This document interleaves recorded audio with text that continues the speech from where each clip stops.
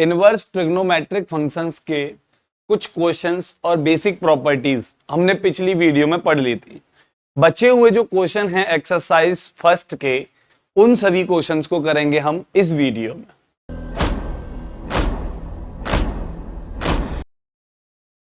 नमस्कार, स्वागत है आप सभी का आपके YouTube चैनल पर।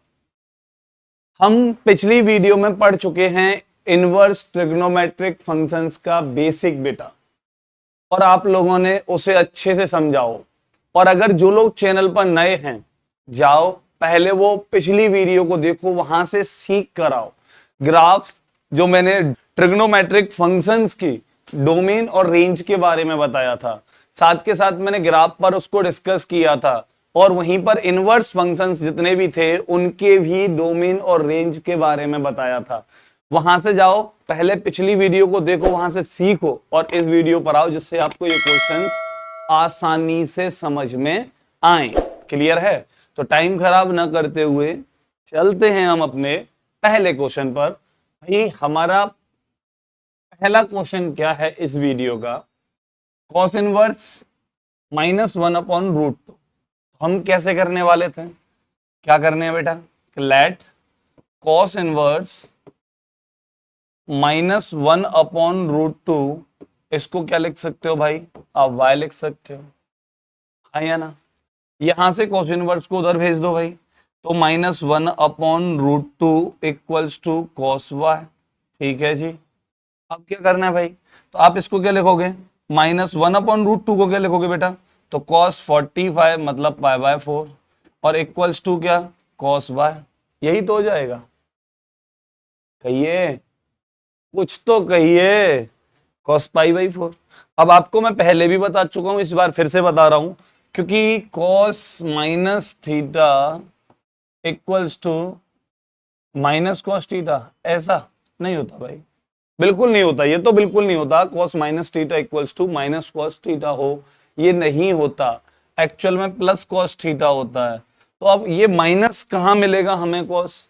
तो cos माइनस मिलता है हमें सेकंड क्वाड्रेंट में। कहाँ मिलता है? सेकंड क्वाड्रेंट में, क्योंकि हमें पता है अच्छे से cos π-θ इक्वल्स टू -cos θ। तो अब आपको ये करना है भाई साहब, क्योंकि ये निगेटिव है, तो आप इसको क्या लिख सकते हो?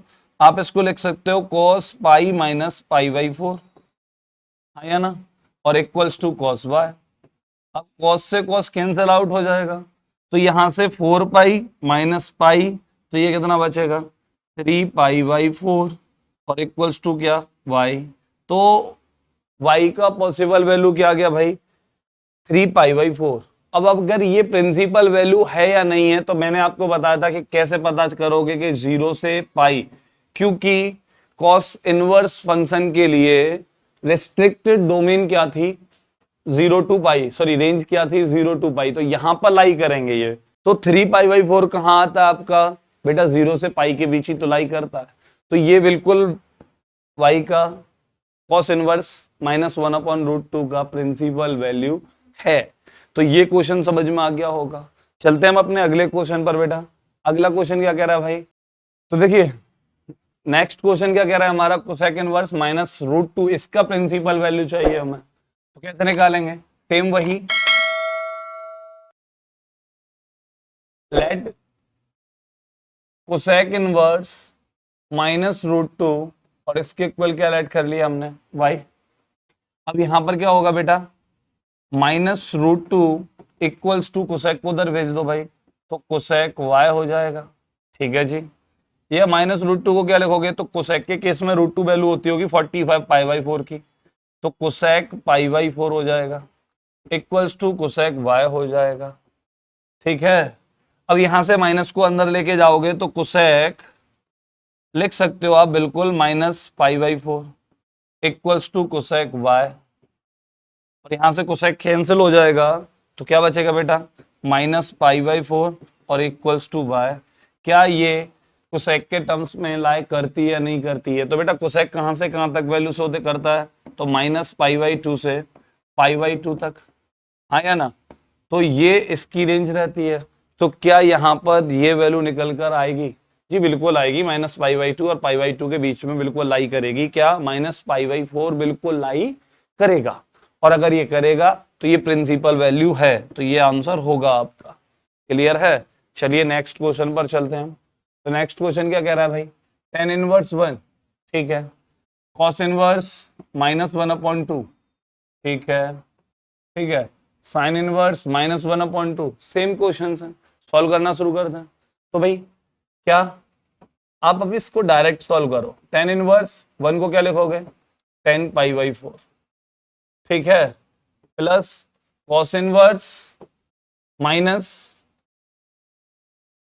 इसको क्या लिखोगे?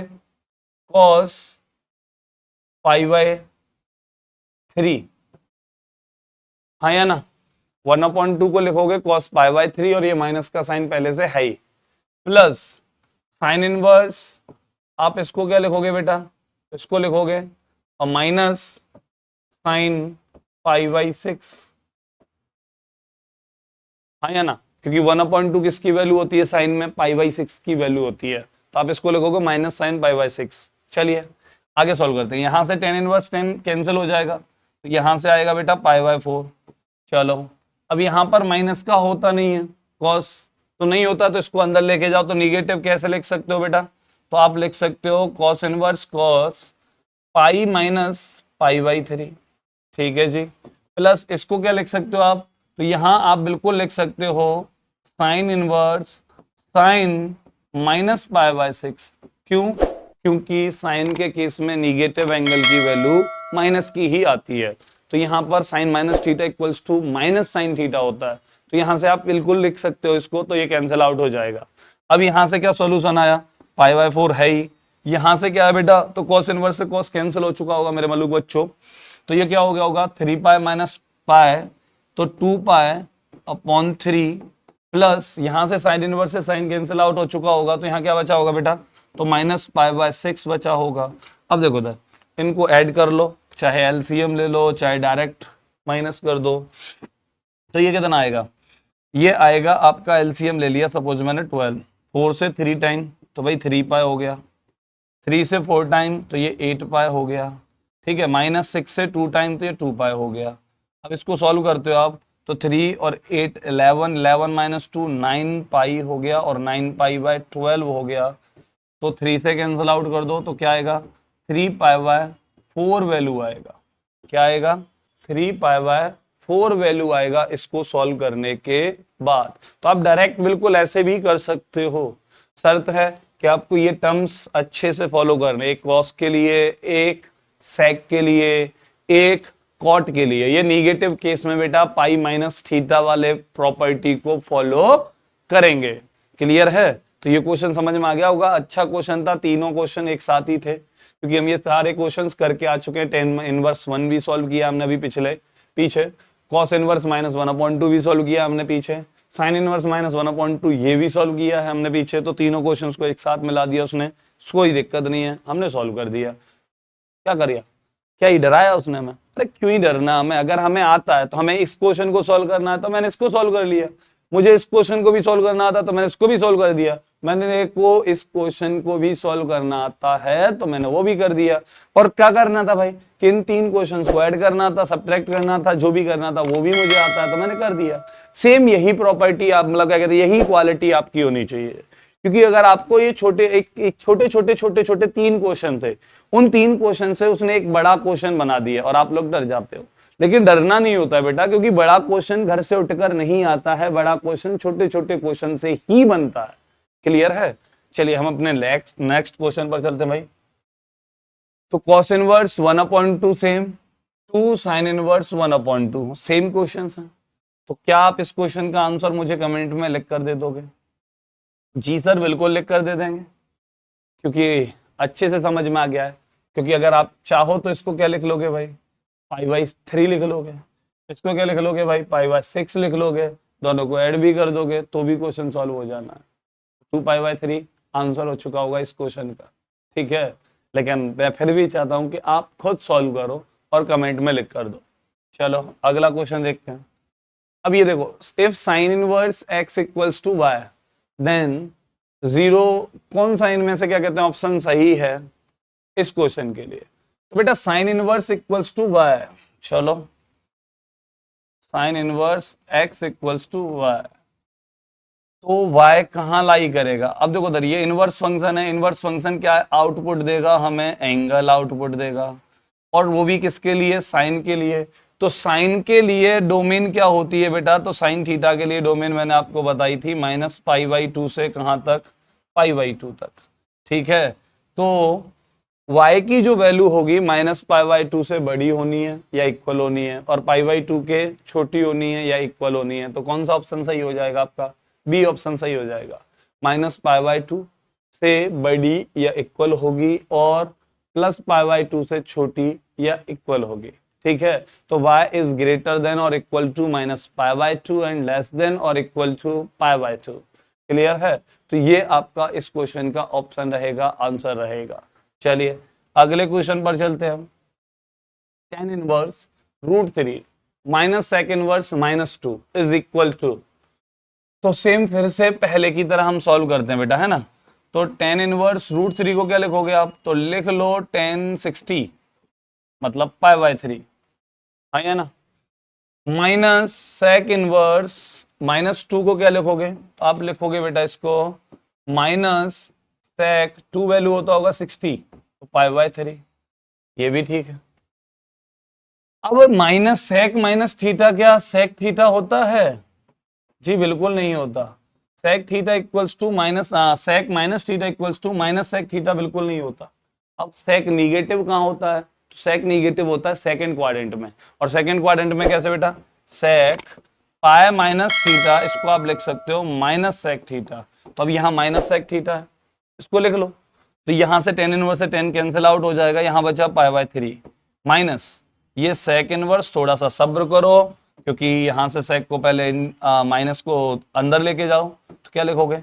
इसको लिखोगे बेटा पाई माइनस π/3, ये लिख गया? अरे हाँ या ना।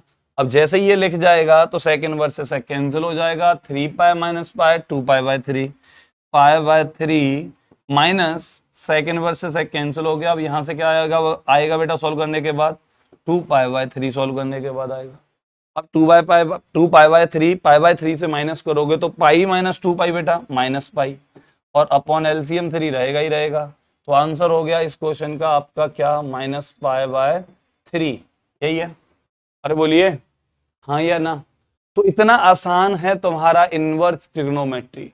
अब इनवर्स ट्रिग्नोमेट्री की अगली एक्सरसाइज शुरू करेंगे हम।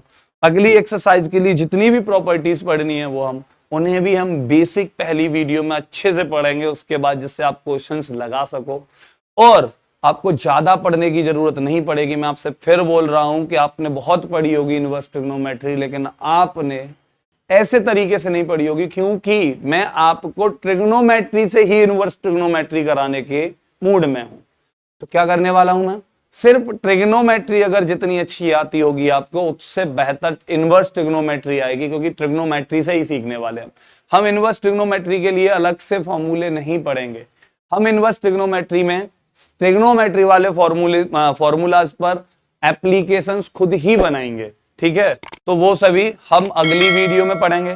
चाहो तो इस क्वेश्चन का स्क्रीनशॉट ले लो, और उम्मीद है कि ये क्वेश्चन समझ में आ गया होगा। अगर ये सारे क्वेश्चंस अच्छे से समझ में आए हैं, ये वीडियो आपको बहुत अच्छे से लगी है, तो मिलेंगे आपसे अपनी अगली वीडियो में। तब तक के लिए नमस्कार, जय हिंद, जय भारत।